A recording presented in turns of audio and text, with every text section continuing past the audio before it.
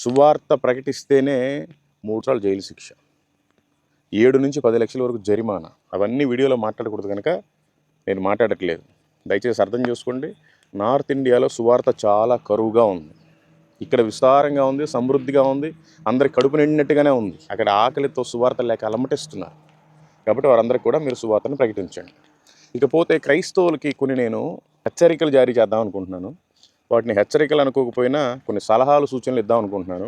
అట్లాగే మన దేశంలో ఏం జరుగుతుంది, రాబోయే కాలంలో ఏం జరగబోతుందో కూడా నేను మీకు వివరిస్తాను. ఓకే, మీరంతా ఈ వీడియోని లాస్ట్ వరకు చూడండి.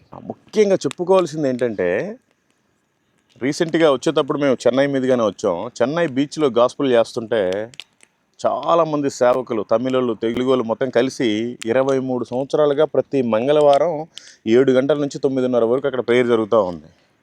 ఎవరైతే సూసైడ్ చేసుకుందాం అనుకుంటున్నారో వాళ్ళందరి కోసం ప్రార్థన, ఎవరైతే భార్యాభర్తలు విడిపోతున్నారో వాళ్ళందరి గురించి ప్రార్థన, ఎవరైతే లవ్ ఫెయిల్యూర్లు అయిపోయి ఏదేదో రకరకాలుగా ఆలోచిస్తున్నారో వాళ్ళందరి కోసం ప్రార్థన, అప్పుల కోసం ప్రార్థన, అనారోగ్యాల కోసం ప్రార్థన. ఏది ఏమైనా సేవకులంతా ఒకటై సహోదరులు ఐక్యత కలిగి నివసించుట ఎంత మేలు, ఎంత మనోహరమో అంత మనోహరంగా వాళ్ళంతా కలిసి ఉన్నారు. అట్లాగే మన తెలుగు రాష్ట్రాల్లో కూడా సేవకులంతా ఒక తాటి మీదకి వస్తే ఏ రాజకీయ నాయకుడికి మనం భయపడాల్సిన పని లేదు.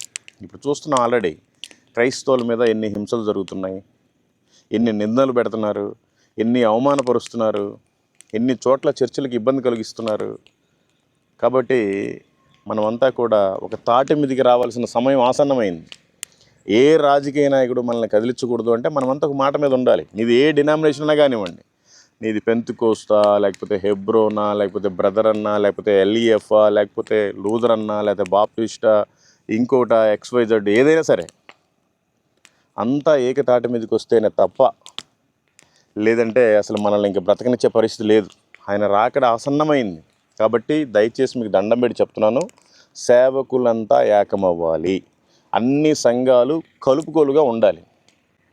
లోపలికి వెళ్ళిన తర్వాత ఎవరి డినామినేషన్ వాళ్ళదే, ఎవరి సిద్ధాంతాలు వాళ్ళవే. కానీ బయటికి వచ్చినప్పుడు మాత్రం మనమంతా క్రైస్తవులం, మనమంతా దేవుని పిల్లలం. ఆ విధంగా ఉంటేనే తప్ప మనల్ని నాశనం చేయడానికే మన భారత ప్రభుత్వం చూస్తుంది, మీకు అందరికీ తెలుసు.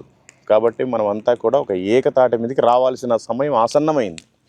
కాబట్టి దయచేసి మీరంతా కూడా గమనించవలసిందిగా నా మనవి.